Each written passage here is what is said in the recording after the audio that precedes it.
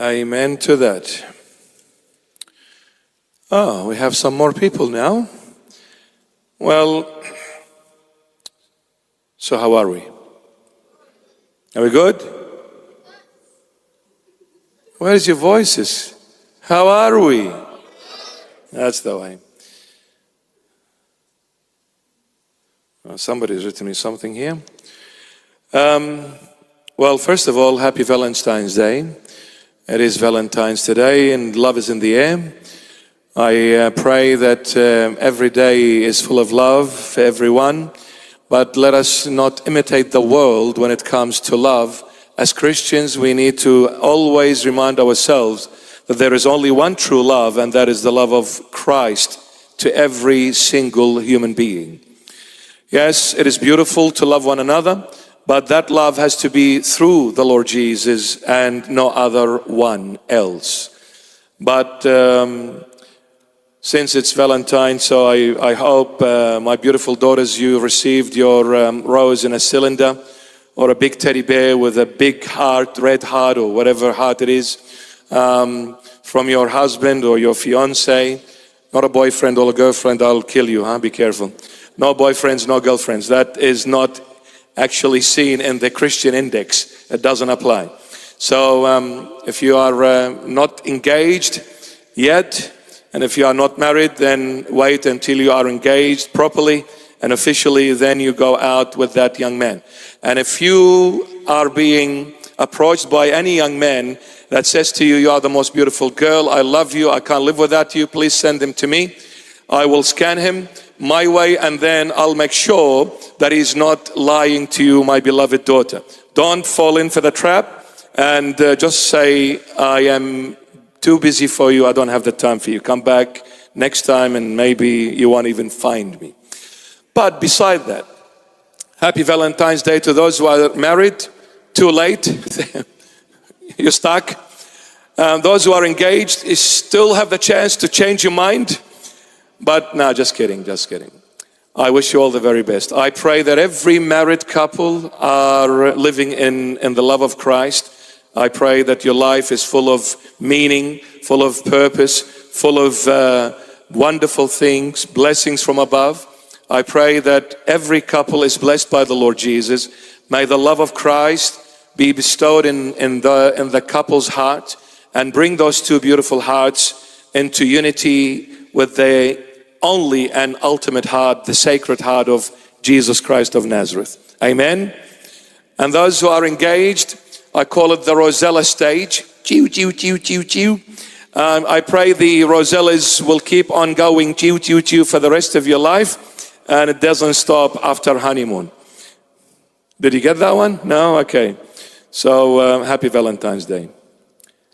So who got a present today? Come on, tell me.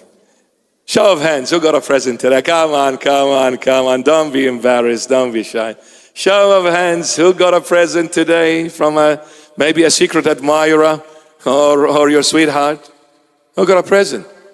No one? Come on, none of you? Are you serious?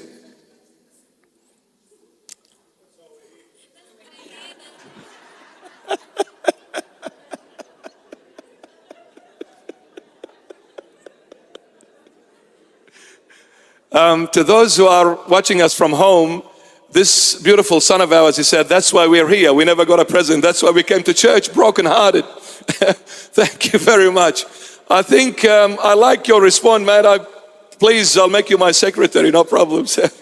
Very, very, very smart response.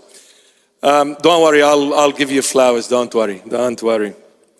All right, beautiful. So good to see you. Last week, we were on a spiritual retreat. We went to Newcastle. 51 people, including this good-looking bishop.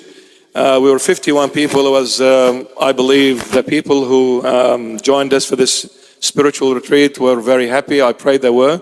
But by the looks of it, well, they were extremely happy, and they can't wait for another retreat to take place in the near future. So we had some really good time, you know, not only on a spiritual aspect, but also on the social level. You know, we sat and we spoke during lunchtime breaks and all that. was really a beautiful time that we spent. So we pray that we have more spiritual retreats in the future and some more beautiful faces to join us on those beautiful occasions. I also want to mention about a car wash day we had on the 1st of Feb. I never spoke about that. It was an absolute success. Everybody was happy. We washed maybe just over 100 cars. By 2 p.m. my back was gone. I had to retire because I'm old. So we were all washing, the priests were all washing cars, the bishop was washing cars. But more importantly, and most importantly, our youth, the teenagers, they did a magnificent job on washing the cars and keeping them half clean and half dirty. But now they did a brilliant job. So if all the people that came, brought their cars, it was a wonderful day. They stayed back, some of them, they had a coffee, a sandwich. It was incredible. And I thank everyone who brought their car and supported our Teens for Christ. So I thank you all, my beloveds. I thank all the committees that made that beautiful day a great day and a successful one. And to our beloved fathers and the deacons, they all joined in. So I came with my Bunnings hat. So Bunnings will have to pay me from now on because I've been promoting him for quite some time. So I'll be sending him an email. This good-looking bishop needs to be paid by you guys. All right, let's come to our topic now, and it is the book of Revelation. Today we'll be reading from chapter 21 and verses 9 to 13 inclusive, and I pray we'll be able to finish him since we had a very long introduction today. So Revelation 21 and verses 9 to 13. Here we go. Then one of the 7 angels who had the 7 bowls filled with the 7 last plagues came to me and talked with me, saying, "Come, I will show you the bride, the Lamb's wife." And he carried me away in the Spirit to a great and high mountain, and showed me the great city, the holy Jerusalem, descending out of heaven from God, having the glory of God. Her light was like a most precious stone, like a jasper stone, clear as crystal. Also, she had a great and high wall with 12 gates, and 12 angels at the gates, and names written on them, which are the names of the 12 tribes of the children of Israel. 3 gates on the east, 3 gates on the north, 3 gates on the south, and 3 gates on the west. And all glory be to our Lord and Savior Jesus Christ forever and ever. Amen. Well, an interesting topic today. And it's always interesting when you come to the Holy Bible. Now, chapter 21, my beloveds, just a recap, talks about the bride of the Lamb of God, the wife of the Lamb. And last time we spoke was about verse 8. And I said verse 8 had 7 categories. Those 7 categories will not make it to God's kingdom in the end. And the 8th one was the string that tied all those 7 categories together. And the 8th string was the liars. But the first one was the cowardly. And we spoke in depth about those categories. But we are continuing our journey today and also in the next few weeks to come, God willing, about the bride of Christ, or the Lamb of God.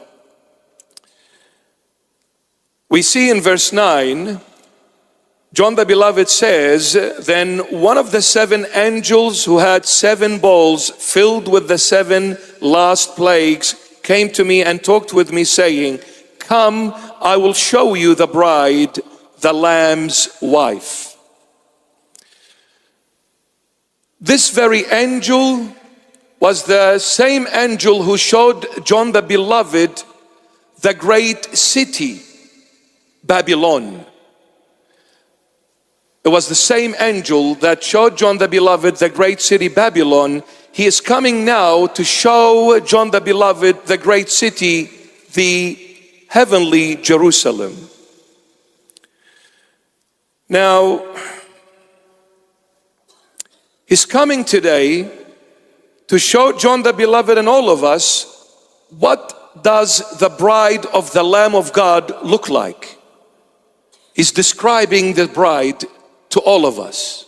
What does she look like, being the bride of the Lamb of God, Jesus Christ of Nazareth, all holy, all glory to his holy and mighty name.